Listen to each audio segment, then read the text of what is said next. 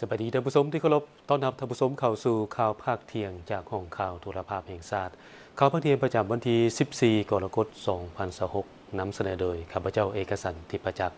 ท่านพิธีมาเริ่มที่กองประชุมเวียกงานสื่อมวลชนทั่วประเทศครั้งที่1ได้ไขขึ้นอย่างเป็นทางการในตอนเช้าของวันที่14กรกฎาคมนี้ซึ่งเป็นเหตุการณ์ประวัติศาสตร์ที่สำคัญในของเขตเวียกงานสื่อมวลชนที่เป็นกระบอกเสียงอันแหลมคมของพรรครัฐและก็ตอบต้านกลุ่มคนที่บดี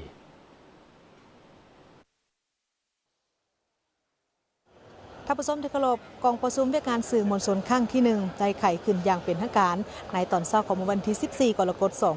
2026นี้โดยกองประชุมครั้งนี้มีความหมายสำคัญทางประวัติศาสตร์เนื่องจากว่าในระยะที่ผ่านมาการจัดตั้งกองประชุมในลักษณะดังกล่าวนี้ยังบ่ทันได้รับการจัดตั้งปฏิบัติแต่ก็ได้มีการซี้นำอย่างใกล้ชิดจากทางคณะพรรคคณะนำขององค์การสื่อมวลชนที่ขึ้นกับและภายหลังที่ได้มีการโอนสื่อมวลชนให้มาขึ้นกับทางคณะโฆษณาคมศูนย์กลางภาคแล้วก็เห็นได้ว่าเวียกงานสื่อมวลชนนี้ยังมีความสำคัญที่สุดในการเป็นกระบอกเสียงอันแหลมคมให้แก่พรรคในการโฆษณาเผยแพร่แนวทางแผนนโยบายของภาครัฐพร้อมทั้งต่อสู้ปกป้องต้านทัศนคติผิดเขียวต้านการบิดเบือนของคนบดีประชุมเวียกงานสื่อมวลชนทั่วประเทศครั้งที่1ให้เกียรติเข้าร่วมโดยสหายพลเอกวิไลลาคำฟองกรรมการกรมการเมืองศูนย์กลางภาคผู้ประจำการคณะเลขาธิการศูนย์กลางภาคสหายคำพันธ์เผยยวงศ์กรรมการกรมการเมืองศูนย์กลางภาคหัวหน้าคณะโฆษณาคมศูนย์กลางภาครองประธานสภาทฤษฎีศูนย์กลางภาคมีบรรดาสหายเลขาธิการศูนย์กลางภาคกรรมการศูนย์กลางภาคสมบูรณ์สำฮองบรรดาสหายการนำอดีตการนำรัฐมนตรีรองรัฐมนตรีกระทรวงองค์การพร้อมด้วยนักข่าวสื่อมวลชนจากศูนย์กลางและท้องถิ่นเข้าร่วมสหายพลเอกวิไลลาคำฟองได้ให้เกียรติเป็นประธานกล่าวเปิดกองประชุมอย่างเป็นทางการโดยสหายได้กล่าวว่ากองประชุมในครั้งนี้มีความหมายสำคัญทางประวัติศาสตร์เนื่องจากว่าในระยะที่ผ่านมาการจัดตั้งกองประชุมในลักษณะดังกล่าวยังบ่ทันได้รับการจัดตั้งปฏิบัติแต่ก็ได้มีการซี้นำอย่างใกล้ชิดจากทางคณะพรรคคณะนำขององค์การสื่อมวลชนที่ขึ้นกับภายหลังที่มีการโอนสื่อมวลชนให้มาขึ้นกับคณะโฆษณาคมศูนย์กลางภาคเห็นว่าเวียกงานสื่อมวลชนยิ่งมีความสำคัญที่สุดในการเป็นกระบอกเสียงอันแหลมคมให้แก่พรรคในการโฆษณาเผยแพร่แนวทาง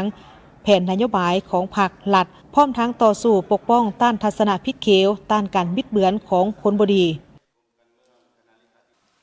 สื่อมวลชนยังประกอบส่วนอันสำคัญได้ยกบทบาทและอิทธิพลบ่ว่าในอดีตก็คือในปัจจุบันของสปป.ลาวให้สูงเด่นขึ้นในเวทีภาคพื้นและสากลทั้งเป็นอาวุธอันแหลมคมก็คือขวต่ออันสำคัญในการส่งต่อข้อมูลข่าวสารสร้างความรับรู้และขับเคลื่อนสังคมให้ก้าวไปข้างหน้าของพรรครัฐในการต่อสู้ป้องกันและตอบต้านปรากฏการณ์ย่อท่อต่างๆในด่านข่าวสารและทัศนะที่ผิดเผยตอบต้านกลอุบายหันเปลี่ยนโดยสันติและตีถอยทำนองบิดเบือนใส่ให้ป้ายสีทับถมโจมตีของคนที่บดีต่อผลงานแห่งการปกปักรักษาและสร้างสาพัฒนาประเทศชาติก็คือการนำผ้าสีนำของพรรคและการคุ้มครองรัฐจากนั้นสหายคำพันธ์เผยยวงศ์ก็ได้ผ่านบทสรุปตีราคาการจัดตั้งปฏิบัติเวียกงานสื่อมวลชนในระยะที่ผ่านมาและทิศทางแผนการในต่อหน้าโดยได้ยกให้เห็นถึงการเติบใหญ่ขยายตัวของสื่อมวลชนลาวในปัจจุบันและสืบต่อเสริมขยายผลงานของตนให้สูงเด่นขึ้นปฏิบัติบทบาทเป็นกระบอกเสียงอันแหลมคมให้แก่พรรคปฏิบัติกฎหมายให้เข้มงวดและมีจรรยาบรรณอาชีพแนใส่ในการพัฒนาสื่อมวลชนไปสู่คุณภาพใหม่อย่างแข็งแรงจากอดีตจนฮอดปัจจุบันสื่อมวลชนลาวบ่ได้เป็นเพียงแต่ผู้รายงานข่าวแต่เป็นผู้ขับเคลื่อนสังคมและเป็นกระจกสะท้อนถึงความเป็นจริง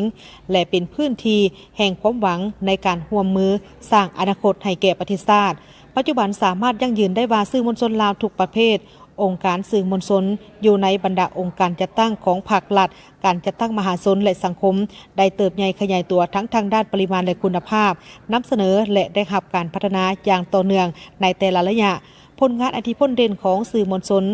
ได้เป็นเครื่องมือในการโฆษณาปลุกระดมศึกษาอบรมคนขวยและจัดตั้งเต้าโฮมความสามัคคีทั่วปวงชนพร้อมทั้งประกอบส่วนอย่างตั้งหน้าเข้าในไสสนะของการปฏิบัติสื่อมวลชนยังได้นำเอาแนวคิดทฤษฎีปฏิบัติแนวทางนโยบายของพรรคไปสู่ประชาชนทั้งเป็นผู้นำเอาความคิดเห็นความมุ่งมั่นปรารถนาของประชาชนมาส่องแสงให้พรรคได้รับทราบซึ่งสามารถสร้างได้สายผูกพันอันสนิทแน่นระหว่างพรรคกับประชาชนที่บ่สามารถตัดแยกออกจากกันได้นอกจากนี้สื่อมวลชนยังได้เป็นผู้ยั่งยืนทัศนะที่ถูกต้องต่อสู้ทัศนะผิดเขวตีถอยทำนองบิดเบือนการออกข่าวทางด้านเดียวล้วงเดียวของคุมค้นบดีนับมือนับวงไวและทันการจะแจ้งทันแถวพนักงานที่เฮ็ดเวียกสื่อมวลชนได้มีความเสียสละสูงส่งในแต่ละระยะประวัติศาสตร์ทันแถวนักข่าวได้เติบใหญ่เข้มแข็งและมีคุณภาพมีทัศนาการเมืองจะแจ้งมีความสะดุ้งไวต่อกับสภาพการมีความชำนาญในด้านวิชาการเพิ่มขึ้นการนำใช้ความก้าวหน้าทางด้านวิทยาศาสตร์เทคโนโลยีในการเก็บกำข่าวเขียนข่าวโฆษณาคนขวยในบ้านสำคัญของพรรคของชาติแม้นได้มีหลายรูปหลายสีหลายเนื้อในหลายวิธีการที่อุดมสมบูรณ์และสร้างได้ความเสื่อมั่นจากภาครัฐและประชาชนเฮ็ดให้จิตใจรักชาติของคนลาวต่อชาติลาวความเอกอ้างทะนงใจในความเป็นเอกราชอำนาจอธิปไตยของประชาชนลาวบรรดาเผ่าก็นับได้รับการเสิร์ชสูงขึ้นความสามัคคีเป็นจิตหนึ่งใจเดียวภายในชาติได้เพิ่มทวีขึ้นสู่ระดับใหม่อย่างแข็งแรงพร้อมกันนี้สหายก็ยังได้ผ่านทิศทางแผนการในต่อหน้าตามทิศตั้งหน้าสร้างการหันเปลี่ยนในเวียกงานโฆษณาอบรมไปสู่คุณภาพใหม่อย่างแข็งแรงโดยสืบต่อพัฒนาเวียกงานสื่อมวลชนตามทิศต้นต่อคือเปลี่ยนแปลงจินตนาการใหม่ในการพัฒนาเวียกงานสื่อมวลชนในยุคใหม่เพิ่มทวีบทบาทการนำพาที่เข้มแข็งของพรรคต่อสื่อมวลชนและสังคมยกระดับความรู้ทางด้านทฤษฎีการเมืองการปกครองติดพันกับยุคดิจิตอลและปัญญาประดิษฐ์เพิ่มทวีความเข้มงวดในการจัดตั้งปฏิบัติจรรยาบรรณในวิชาชีพของสื่อมวลชนกองประชุมในครั้งนี้ยังได้มีการรับฟังการผ่านทางมติของกรมการเมืองศูนย์กลางภาคเกี่ยวกับการเพิ่มทวีการนำพาของภาคและการคุ้มครองของรัฐต่อกับการสื่อมวลชนในระยะใหม่และบรรดาผู้เข้าร่วมก็ได้พร้อมกันประกอบความคิดความเห็นเพื่อพัฒนาทันแถวสื่อมวลชนให้ตอบสนองกับเงื่อนไขใหม่สร้างการหันเปลี่ยนในการคุ้มครองการนำใช้พาหนะอุปกรณ์สื่อให้คุ้มค่าและเกิดประโยชน์สูงสุดบนจิตใจปฏิบัตินโยบายประหยัดอย่างมีประสิทธิผลท่านผู้ชมที่เคารพกองประชุมในครั้งนี้ยังได้มีการรับฟังการผ่านทางมติของกรมการเมืองศูนย์กลางภาคเกี่ยวกับการเพิ่มทวีการนำพาของภาคและการคุ้มครองของรัฐต่อกับเวียกงานสื่อมวลชนในระยะใหม่แพงคติถ่ายภาพพันงานสุทธิพงษ์รายงานจากหอประชุมแห่งชาติขอบใจพันงานสุทธิพงษ์ผู้สื่อข่าวจากโทรภาพแห่งชาติลาวรายงานจากหอประชุมแห่งชาติมาต่อที่คณะโฆษณาอบรมศูนย์กลางพรรคได้จัดสัมมนาเผยแพร่กฎหมายและนิติกรรมใต้กฎหมายหับใส่การเคลื่อนไหวเวียกงานสื่อมวลชนอยู่สปป.ลาวได้โอกาสเยี่ยมดำเนินของประชุมเวียกงานสื่อมวลชนทั่วประเทศครั้งที่1ในตอนบ่ายของวันที่13กรกฎาคม2026ที่หอประชุมแห่งชาติสหายคำมรจันทจิตห้องคณะคณะโฆษณาอบรมศูนย์กลางพรรคได้เผยแพร่กฎหมายและนิติกรรมใต้กฎหมายหับใส่การเคลื่อนไหวเวียกงานสื่อมวลชนอยู่สาธารณรัฐประชาธิปไตยประชาชนลาวโดยสหายได้ยกให้เห็นความหมายความสำคัญของกฎหมายสื่อมวลชนเวลาบทบาทของสื่อมวลชนประเภทลักษณะของสื่อมวลชนสิทธิและหน้าที่ของสื่อมวลชนรวมทั้งข้อห้ามที่สำคัญในการเคลื่อนไหวของสื่อมวลชนซึ่งการมีกฎหมายสื่อมวลชนบรรดากฎหมายอื่นๆและนิติกรรมใต้กฎหมายเพื่อรับใช้การคุ้มครองการเคลื่อนไหวเวียกงานของสื่อมวลชนเป็นความจำเป็นของรัฐประชาธิปไตยประชาชนที่ปกครองด้วยกฎหมายบรรดานิติกรรมที่พัวพันถึงการเคลื่อนไหวเวียกงานของสื่อมวลชนแม้นมีหลายกำหนดไว้ในหลายนิติกรรมต่างๆที่มีความแตกต่างกันแต่การพันขยายยังจำกัดเฮ็ดให้บรรดาเป้าหมายต่างๆปฏิบัติยังบ่ทันครบถ้วนกรรมบ่แน่นเข้าใจบ่ถูกเกิดมีการเมินเซยหรือนำไส้ซองวางเพื่อเคลื่อนไหวเพื่อผลประโยชน์แบบบ่ชอบธรรมด้วยเหตุนั้นการสร้างความรู้ความเข้าใจกฎหมายต่างๆในขงเขตสื่อมวลชนแม่นการเล็งทวงที่หีบด่วนของทั่วภาครัฐและกฎหมายทางด้านทฤษฎีและพฤติกรรมในเงื่อนไขปัจจุบันและอนาคตเพื่อตอบสนองกับหน้าที่การเมืองในระยะใหม่นี้บรรดาองค์การคุ้มครองก็คือบรรดาทันแถวสื่อมวลชนต้องได้เสริมซึมกับแน่นบรรดานิติกรรมที่สำคัญเหล่านี้ พื่อเป็นทิศทางในการเคลื่อนไหววิชาชีพของตนอย่างไรก็ตามการรับรู้เข้าใจเคารพและปฏิบัติบรรดากฎหมายและนิติกรรมใต้กฎหมายในของเขตสื่อมวลชนเป็นกฎบังคับสำคัญให้แก่การคุ้มครองเคลื่อนไหวสื่อมวลชนการกำแน่นและปฏิบัติอยู่ในกรอบหลักการที่กำหนดไปนั้นแม่นมาตรฐานสำคัญสำหรับนักข่าวและพนักงานที่เฮ็ดเวียกในของเขตสื่อมวลชนเว้ารวมบรรดาพลเมืองเว้าเฉพาะการปฏิบัติกฎหมายได้ดีจะประกอบส่วนอย่างตั้งหน้าในการเคลื่อนไหววิชาชีพให้มีความมั่นคงและประกอบส่วนเข้าในการเพิ่มทวีบทบาทการนำพาของพรรคการคุ้มครองของรัฐคุ้มครองสังคมด้วยกฎหมายให้ปรากฏผลเป็นจริงท่านผู้ชมในโอกาสที่จัดของประชุมเวียกงานสื่อมวลชนทั่วประเทศครั้งที่1ทีมข่าวพวกเขาก็ได้สัมภาษณ์บางทัศนะของนักข่าวสื่อมวลชนที่เกี่ยวข้องซึ่งมื้อนี้พวกเขามีบทสัมภาษณ์บรรณาธิการจากหนังสือพิมพ์เศรษฐกิจการค้าในโอกาสเข้าร่วมกองประชุมสัมมนาเสริมซึมเอกสารเพื่อการเกี่ยมการดำเนินกองประชุมเวียกงานสื่อมวลชนทั่วประเทศครั้งที่1ภายใต้หัวข้อเพิ่มทวีบทบาทการนำพาของพรรคพัฒนาเวียกงานสื่อมวลชนให้หันสู่คุณภาพใหม่อย่างแข็งแรงหลายท่านได้แสดงทัศนะต่อเวียกงานสื่อมวลชนซึ่งบรรดาท่านได้แสดงความรู้สึกภาคภูมิใจที่ได้เข้าร่วมเสริมซึมเอกสารสำคัญต่างๆเป็นการเพิ่มทวีการนำพาของพรรคต่อสื่อมวลชนแม่นการกำหนดแนวทางหน้าที่การเมืองเพื่อรับประกันให้สื่อมวลชนเป็นกระบอกเสียงที่แหลมคมของการจัดตั้งพรรครัฐและสังคมเวียกงานสื่อมวลชนในยุคแห่งการปฏิวัติอุตสาหกรรม 4.0 ที่ข้อมูลข่าวสารไหลเวียนอย่างให้พรมแดนและการก้าวกระโดดของเทคโนโลยีปัญญาประดิษฐ์นี้ในยุคปัจจุบันบรรดาสื่อมวลชนแม่นหลักการทางศีลธรรมเป็นข้อบังคับและมาตรฐานความประพฤติที่ผู้ประกอบวิชาชีพสื่อมวลชนเป็นต้นนักข่าวบรรณาธิการผู้ผลิตรายการรวมถึงนักสื่อออนไลน์ต้องได้ยึดถือและปฏิบัติตามอย่างเคร่งครัดเพื่อรับประกันให้แก่การนำเสนอข้อมูลข่าวสารมีความถูกต้องเป็นธรรมและเป็นประโยชน์ต่อสังคม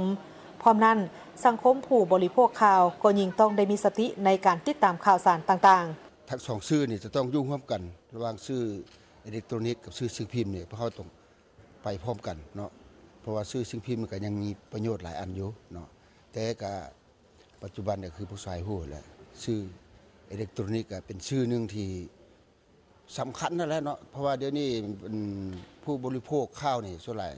มันทางอิเล็กทรอนิกส์นี่เนาะโดยเฉพาะมันประชาชนหรือว่า